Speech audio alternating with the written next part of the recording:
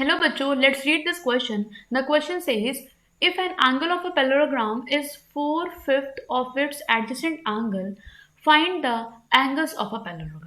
आपसे कह रहा है अगर कोई भी एक एंगल है पैरेललोग्राम का, वो कैसा है, वो 4/5 है, ठीक है, मतलब 4/5 है किसका, ऑफ इट्स एडजेसेंट एंगल, अपने ही एडजेसेंट एंगल का 4/5 है। तो आपसे पूछ रहा है कि एंगल्स क्या होंगे पैरेललोग्राम का, आपको फाइंड आउट करना है। तो इस क्वेश्चन के लिए देखिए सबसे पहले हम यहाँ पे आइए ड्रॉ कर लेते हैं एक पैरेललोग्राम, ताकि हमें थोड़ा क्लियर हो सके क्वेश्चन। ओके, पैरेललोग्राम में जैसे कि आपको पता है जो अपोजिट साइड्स होती है कैसे होती है, पैरेलल होती हैं, एंड जो एंगल्स होते हैं वो आपस में इक्वल होते हैं। ओके, सो हम कह सकते हैं जो अपोजिट आपकी साइड से कैसी हैं, पैरेलल हैं। That means A B C and D ऐसे लिखा हुआ है। तो जो ए बी है वो पैरेलल होगा सी डी के, एंड जो आपका ए डी है वो पैरेलल होगा बी सी के। ठीक है, अब देखिए साथ साथ आपसे क्या बोला है यहाँ पे कि कोई भी एक एंगल आपसे कह रहा है 4/5 एडजेसेंट एंगल के। सपोज कर लेते हैं ये आपका जो बी एंगल है वो एक्स है, अगर मैं ऐसे लिख दूं तो देखिए जो इसका एडजेसेंट मतलब जो इसका बगल वाला एंगल है वो कितना हो जाएगा, 4/5 मतलब 4/5x। तो मैं कह सकती हूँ कि if angle B is equal to X, अगर बी एक्स है तो आपका एंगल ए कितना हो जाएगा, क्योंकि इसके एडजेसेंट है, इसका बगल वाला एंगल है, तो 4/5x हो जाएगा। इसी हिसाब से हम ये भी कह सकते हैं कि देखिए जो इसके अपोजिट एंगल्स होते हैं वो इक्वल होते हैं पैरेललोग्राम में।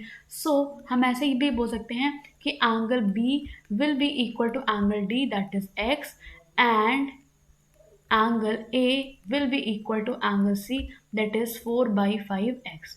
ये मैंने कैसे लिखा, क्योंकि जो अपोजिट एंगल्स होते हैं, opposite angles of a parallelogram are equal। ठीक है, ऑपोजिट एंगल्स कैसे होते हैं पैरेललोग्राम के, इक्वल होते हैं, इसी वजह से मैंने आपको ये बात यहाँ पे कही। अब देखिए नाउ, अब नेक्स्ट थिंग हम यहाँ पे क्या लिखेंगे कि in a parallelogram sum of all angles is 360 degree. ठीक है, सारे के सारे एंगल्स का सम कितना होता है, 360 डिग्री होता है। तो अगर मैं ऐसे यहाँ पे लिखूं angle A, okay, angle A plus angle B, okay, ऐसा देखिए हम यहाँ पे लिखेंगे angle A plus angle B plus angle C plus angle D, तो इन सबको क्या लिख देंगे, 360 डिग्री। अब आइए लाइन वाइज वैल्यू रखते हैं।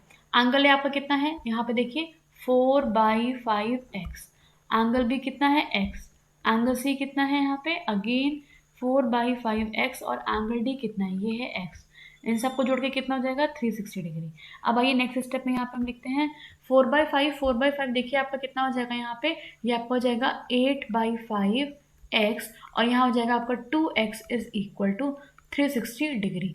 फर्दर आपने देखिए यहाँ पे एलसीएम लिया तो 8x plus 10x upon 5 is equal to 360 degree. ठीक है, अब देखिए नेक्स्ट स्टेप में क्या हो जाएगा, आप जब इसे एडिशन करेंगे तो आपको यहाँ मिलेगा 18x upon 5 is equal to 360 degree. ठीक है, तो x की वैल्यू कितनी आ जाएगी, देखिए 18 1 18, यहाँ पे कट कर लेंगे 18 2 तो इस हिसाब से हमें x की वैल्यू मिल जाएगी 20 multiplication 5 that is 100 degree. Okay, जैसे ही आपको x मिला है तो आप कह सकते हो कि x क्या था, x था आपका एंगल b, जिसे आप लिख सकते हैं angle b is equal to x is equal to 100 degree, और यही वैल्यू आपकी किसकी हो जाएगी, एंगल d की भी 100 डिग्री, क्योंकि आपके एंगल बी और एंगल डी आपस में इक्वल थे। नाउ आप क्या लिखोगे कि एंगल ए की वैल्यू कितनी हो जाएगी, ये था आपका 4/5x, तो हम इजीली लिखेंगे 4/5 मल्टीप्लाई x की वैल्यू कितनी आई है 100, तो हम लिख सकते हैं 5 2 10 कट हो जाएगा, और यहाँ आपको कितने वाला देगा 80 डिग्री।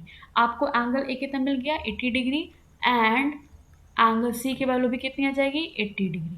क्यों हुआ ये चीज़, क्यों, since angle A will be equal to angle C, क्योंकि अपोजिट एंगल्स आपके इक्वल होते हैं पैरेललोग्राम के।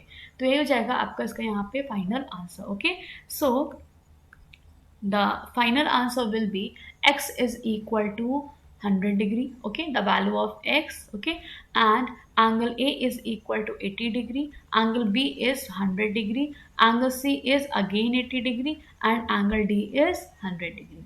Okay, so hope you understood it well. Best of luck.